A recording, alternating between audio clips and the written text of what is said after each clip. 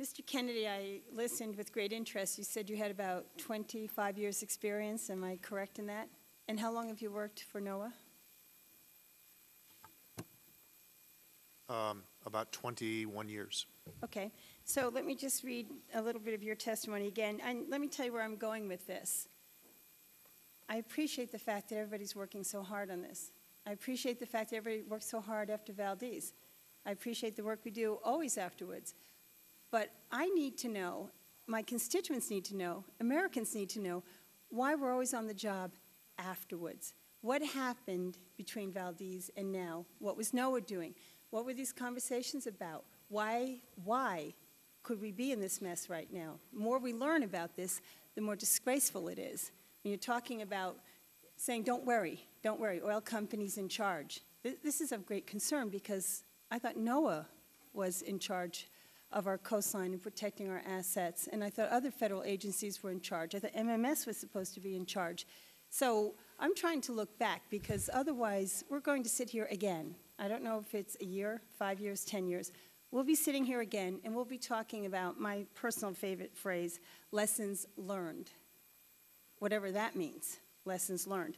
So please let me ask you a couple of questions. First of all, you said that NOAA is a natural resource trustee and that's responsible for protecting, assessing, and restoring.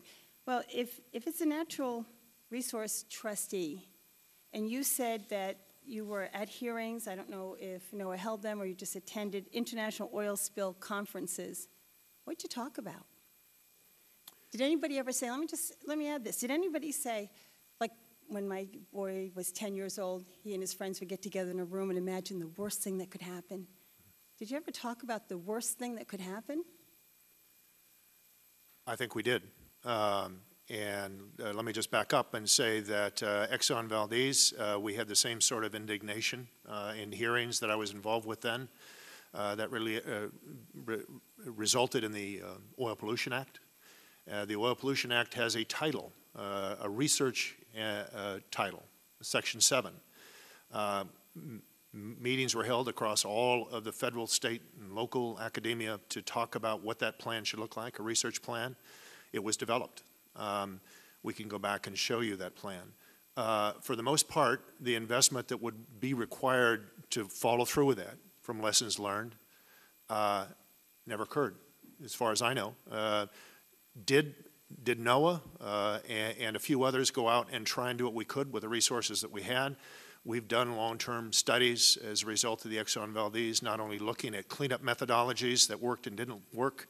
We actually, during that spill, got federal, state, and local entities to allow us to leave some areas unclean so that we could go back and look. So we've done a variety of things, including as we saw more and more dollars dry up across the rest of the federal agency and industry. There was something called the Marine Spill Response Corporation, developed by industry. After Exxon Valdez, this was a nationwide effort, $60 to $70 million a year in research and development to look at these kinds of things. That lasted for 3 or 4 years, then it dried up. We looked at American Petroleum Institute that had money for research. It went away. So what happened, at least in NOAA's case, is we developed a partnership with the University of New Hampshire and developed a small research unit. And they didn't get money. They haven't received money since 2007 for their coastal cleanup. Correct. So let me pull us back into focus again. Mm-hmm. You said it went away. Under which administration? And was there any protest? It's not good enough to say the money went away. I feel that if you knew and feared this, and others in your job and in these agencies feared that this could happen, I think the response should have been a lot larger than it was. I hear your frustration, and I'm glad that you did reports. But I think if the average American had known, and I think it's the job of federal agencies to be those bulldogs for us, and had stood up there and said, hey, guess what? They're putting leases out there. We have no idea what to do. And we just thought that the American public needs to know that. It needed to be a very, very public challenge. What we're uncovering right now is astounding, absolutely astounding. And I'm just wondering, were the agencies, the federal agencies that were involved in protecting and assessing, were they ever invited to the table to talk to the oil industry? when we had a previous administration developing oil policy? Were federal agencies involved, or was it all just the oil company making their own decisions, running everything, and telling agencies like yours that, don't worry, we've got it under control? Because if we don't get more aggressive, and if we don't take on the role of guardian, then we will fall victim to this again and again and again. So when you had that oil spill conference, was that a central topic, that this could happen? And were there federal agencies there saying, we don't know what to do? We've had several hearings now, and the general consensus is that we didn't know enough of what we were doing. We didn't know the impact on the oil. We don't know if this would actually have a blowout. We wouldn't know how to stop it. It's unbelievable what we didn't know. And I talk about the arrogance of moving forward when we don't know this. And now here we are. So at the International Oil Spill Conference, can you tell me who attended? It is a cross-section of everybody, from industry to all the federal agencies to state to academia.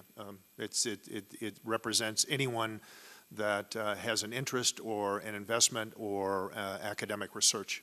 Okay, so in the very basic, simple terms, did any of you walk up to any of the guys from the oil industry and say, hey, do you know how to cap a well?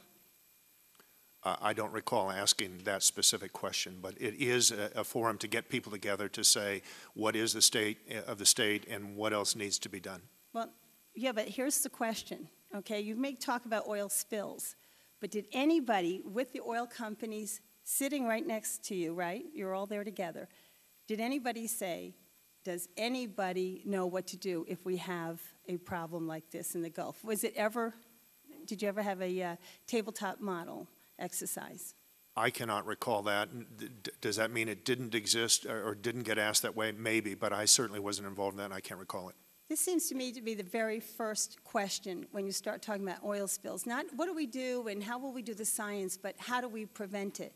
And so far, I'm bitterly disappointed that I haven't heard anybody say that we stood up to the oil companies and said, you know what, I don't think you guys know what you're doing yet. Thank you, I yield back. I thank the gentlelady from New Hampshire. We have a second round of questions here. I've been asked, and I do have a few myself. Dr. McNutt, I have a question for you. This has to do with flow rates. Recognizing that future estimates of natural